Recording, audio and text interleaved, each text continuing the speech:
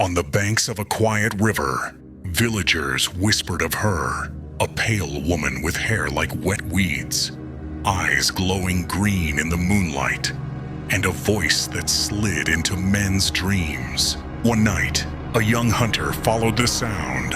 It was the voice of his first love. Gentle, familiar, impossible to resist. She stood waist-deep in the water, arms open, smile soft.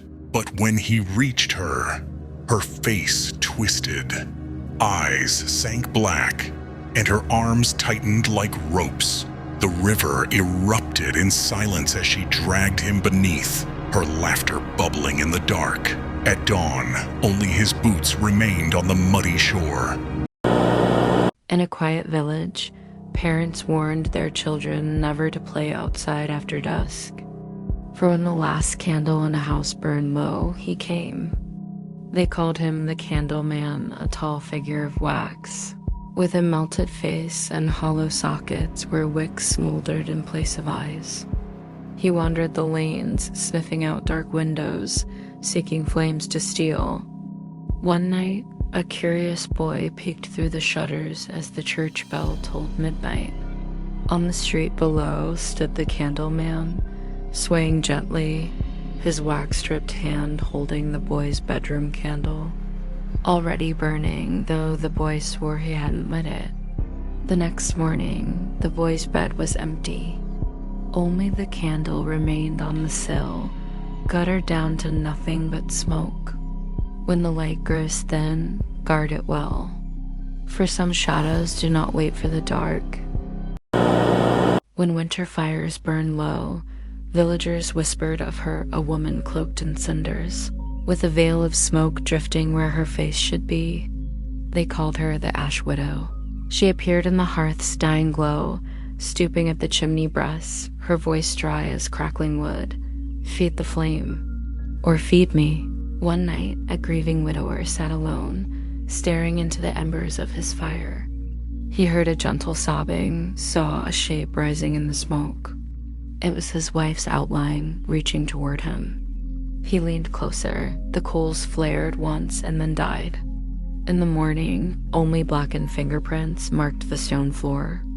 Let the fire burn, for some hungers are older than warmth itself. On misty evenings, travelers along the old road spoke of her. A woman in a tattered white gown, her veil trailing in the mud, her steps soundless. They called her the Hollow Bride. She waited at crossroads, cradling a bouquet of withered flowers. When a stranger passed, she lifted her veil.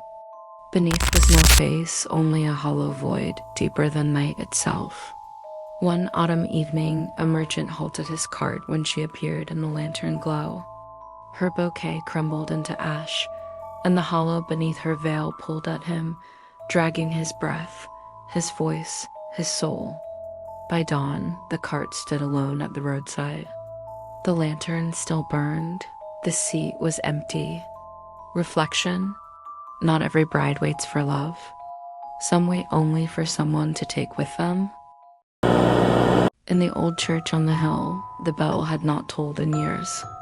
The ropes were rotted, the tower abandoned, the village long moved away. Yet on storm nights the sound still came, a slow, heavy toll shaking through the valley. They called him the bell ringer.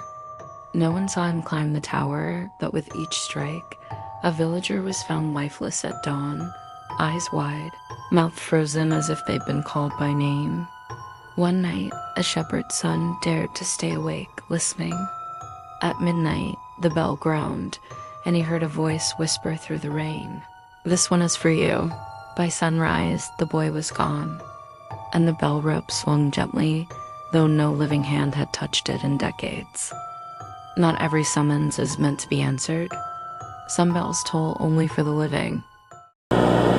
When storms rattled shutters and lightning split the sky, the villagers whispered his name.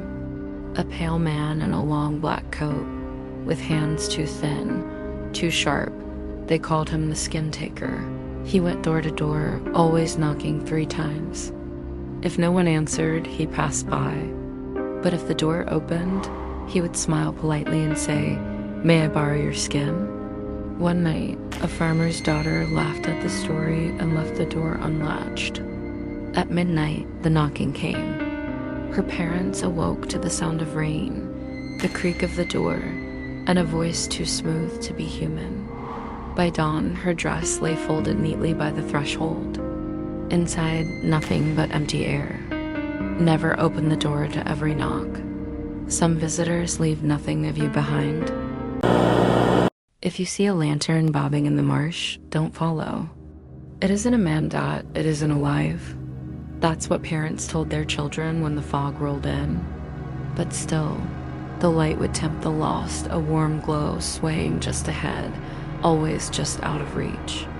They called him the Lantern Keeper, a cloaked figure who wandered the bogs at night, leading travelers deeper into the mire.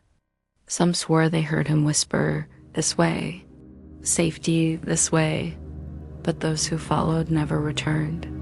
Only their lanterns floated back at dawn empty, cold, and cracked. One autumn, a hunter swore he glimpsed the keeper's face under the hood. He said it was hollow, like a lantern itself, with nothing inside but a dying flame.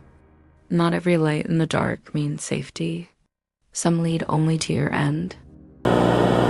If you hear music on the moors at night, don't listen.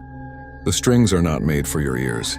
Travelers spoke of a figure who sat among the stones, plucking at a harp carved from bone. The sound was beautiful, haunting, sweet, and impossible to ignore. They called him the Bone Harpist. Each note carried through the fog, tugging at the listener's heart until they drifted closer, closer, and found the truth. The harp was strung with human sinew, glistening in the moonlight. One shepherd followed the song and was never seen again, but his flock returned alone, each sheep with its fleece sheared, not by blade, but by something that pulled the wool as if it were string. By dawn, a new note joined the melody. Reflection. Not every song is meant to be heard. Some are written with the silence of the dead. When the crows gather on your roof, don't go outside. They say their master is waiting. At dusk, when the sky turned black with wings, villagers whispered of the Crowfather, a tall figure wrapped in feathers, his face hidden behind a beak of bone. He wandered the fields at night, followed by 100 silent birds. Those who saw him swore he offered bargains. "Give me your voice, and I will tell you secrets the dead keep." One winter, a farmer's son answered him. The next day, the boy's lips were sewn shut with black feathers, his voice gone forever. But in the rafters, a crow cawed, speaking in the boy's voice. From then on, whenever the Crowfather came, the flock grew louder. Each bird carried a stolen voice, and together they screamed. And some secrets are not meant for the living, and every bargain has a price. If you wake at night and hear the sound of thread being pulled, don't move. It means the shadow spinner has found you.